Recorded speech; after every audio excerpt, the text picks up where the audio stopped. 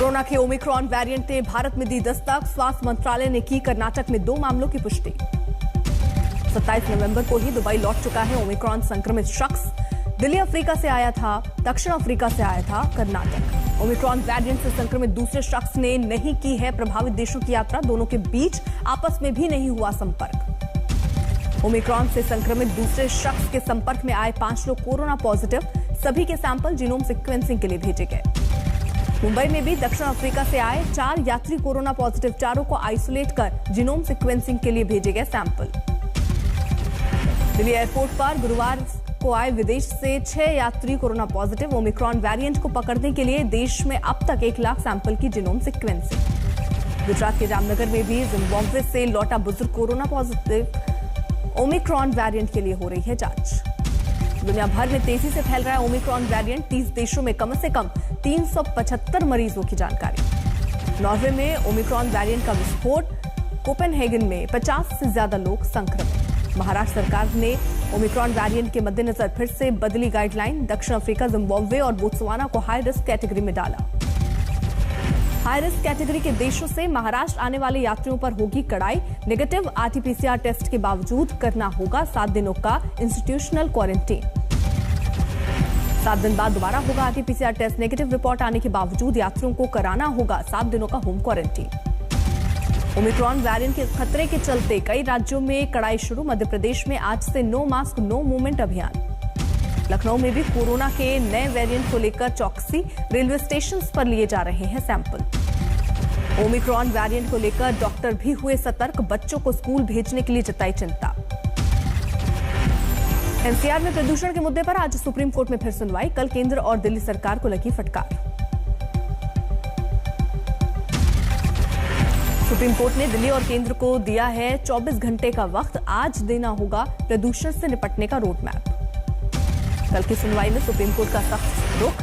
कहा, अगर सरकारें कुछ नहीं कर सकती तो अदालत ही उठाएगी कदम।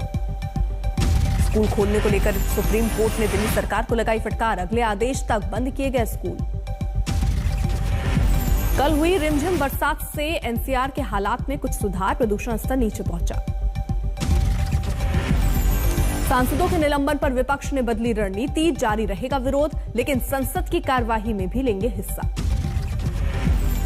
विरोध के तरीके पर विपक्ष में बनी एक राय। किसानों को मुआवजा, कोरोना, महंगाई और चीन जैसे प्रमुख मुद्दों पर चर्चा के लिए बनाएंगे दबाव। गुरुवार को संसद परिसर में कांग्रेस सांसदों का विरोध प्रदर्शन। सांसदों के निलंबन के खिलाफ की नारेबाजी।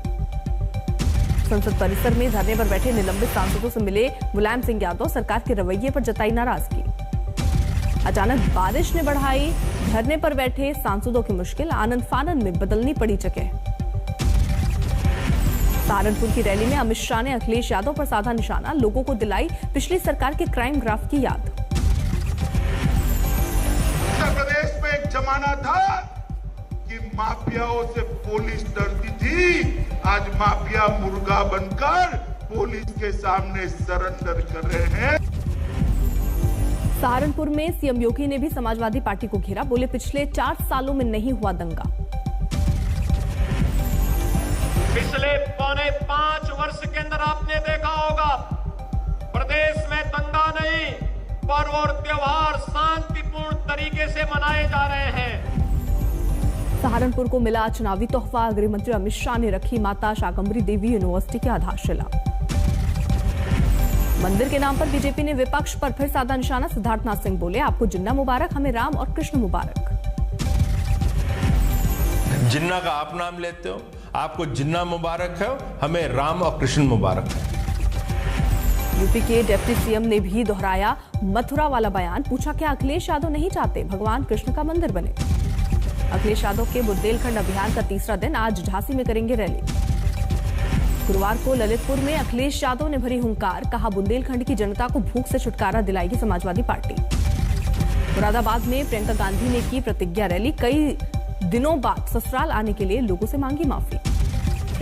बीजेपी के साथ प्रियंका ने समाजवादी पार्टी पर भी साधा निशाना। कहा, सिर्फ चुनाव के वक्त नजर आते हैं अखिलेश। उत्तर प्रदेश मदरसा बोर्ड के चेयरमैन का एसपी नेता आजम खान पर आरोप। कहा, सरकारी मदरसों पर किया कब्जा। पंजाब के सीएम चरणजीत सिंह चन्नी ने पेश किया अपने 72 दिनों का रिपोर्ट कार्ड। अपनी सरकार को बताया चंगी सरकार। रंग को लेकर चन्नी और केजरीवाल में जारी है जंग। पठानकोट की तिरंगा रैली में बोले केजरीवाल, काले रंग वाला निभाएगा वादा। यूपीए वाले बयान पर ममता बनर्जी को कांग्रेस की नसीहत। मल्लिकार्जुन खड़गे बोले बीजेपी को मिलकर हराना जरूरी। टिकैत में सरकार के खिलाफ तेज की आंदोलन की धार। एमएसपी कानून के लिए दिया नया नारा। कृषि कानूनों को वापस किए जाने के बाद यूपी में सियासत तेज। बांदा में बीजेपी ने निकाली ट्रैक्टर रैली। मुजफ्फरपुर आग कांड में हॉस्पिटल के खिलाफ स्वास्थ्य विभाग ने दर्ज कराई एफआईआर। पुलिस को सौंपी गई डॉक्टरों की पूरी लिस्ट। मुजफ्फरपुर में कुल 21 मरीजों के ऑपरेशन में हुई लापरवाही। 15 मरीजों की निकालनी पड़ी थी आग। बिहार में जाति जनगणना के लिए फिर से सरगर्मी तेज। विपक्षी नेताओं ने की सीएम नीतीश कुमार से मुलाकात। बिहार में 2 निगमों के 650 कर्मचारियों को 25 साल बाद मिला बकाया वेतन। उद्योग मंत्री शाहनवाज हुसैन ने 2 किस्तों में बांटे कुल 80 करोड़ रुपए। कोविड वैक्सीनेशन को लेकर नागपुर में बड़ी कामयाबी। 104 गांवों में हुआ 100% टीकाकरण। केरल में संघ नेता की हत्या के मामले में एसडीपीआई कार्यकर्ता पकड़ा गया। अब तक 3 आरोपी गिरफ्तार। ग्वालियर में जिम संचालक की गोली मारकर हत्या। बाइक सवार बदमाशों ने की ताबड़तोड़ फायरिंग। उत्तराखंड के दौरे पर पहुंचे मध्य प्रदेश के सीएम शिवराज सिंह चौहान। हरिद्वार में की गंगा आरती। पतंजलि योगपीठ भी पहुंचे शिवराज। स्वामी रामदेव के साथ किया योगासन। कानपुर में संविदा कर्मियों का डीएम दफ्तर पर धरना। समर्थन में पहुंचे कांग्रेस नेता। चित्रकूट में मनाया गया आजादी का अमृत महोत्सव। तिरंगा पगड़ी बांधकर छात्राओं और महिलाओं ने निकाला जुलूस।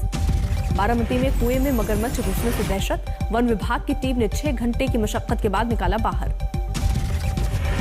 ग्वालियर में शहर की सफाई के लिए नया प्रयोग। खुले में कूड़ा फेंकने पर स्वच्छता टीम घर के बाहर दिन भर गाएगी रामधुन।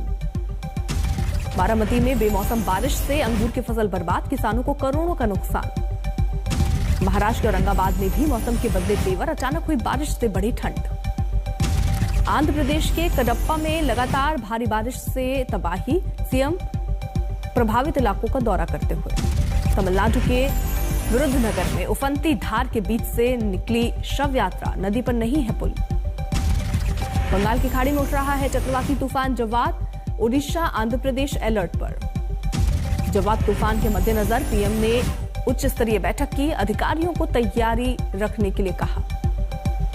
4 दिसंबर को ओडिशा के तट से टकरा सकता है जवाद तूफान। एनडीआरएफ की टीमें तटीय इलाकों में तैनात। जवाद तूफान को लेकर रेलवे भी सतर्क। 95 ट्रेन अस्थायी तौर पर रद्द। जवाद तूफान को लेकर कोस्ट गार्ड भी मुस्तैद। समंदर में 10 जहाज किए तैनात। मध्य प्रदेश के अशोकनगर में नवजात को जिंदा दफन किया। शोर सुनकर ग्रामीणों ने बचाई मासूम की जान। सूरत में 9वीं के छात्र से 2 किलो अफीम बरामद। पुलिस के मुताबिक स्कूल बैग में छिपाकर कर रहा था तस्करी। रांची में 10 लाख का गांजा बरामद। वाहन चेकिंग के दौरान कार से मिली नशे की खेप। महाराष्ट्र के औरंगाबाद में करीब 90,000 का ऑनलाइन फ्रॉड। रेस्टोरेंट से खाना ऑर्डर करने के चक्कर में लूटा बैंक खाता। रतलाम में मानसिक विक्षिप्त शख्स के साथ मारपीट। स्कूटी चढ़ाने की कोशिश। झालावाड़ में मोबाइल गेमिंग की लत पड़ी भारी। पड़ोसी युवक के बहकावे में आकर नाबालिग ने घर से ही उड़ाई 3 लाख रकम। चित्रकूट में अतिक्रमण विरोधी टीम पर ग्रामीणों का हमला। पटवारी और पुलिस कर्मी समेत 3 लोग घायल। पश्चिम बंगाल के हुगली में दिल दहलाने वाली वारदात। युवक ने चचेरे भाई और भाभी का तलवार से किया कत्ल। संपत्ति विवाद के चलते हुआ हुगली के गुजराती परिवार में हत्याकांड। आरोपी ने चाचा चाची और भतीजे को भी किया जख्मी। बांदा में 6 दिन बाद मिला लापता नाबालिग लड़की का शव। पहचान छिपाने के लिए जलाया गया चेहरा।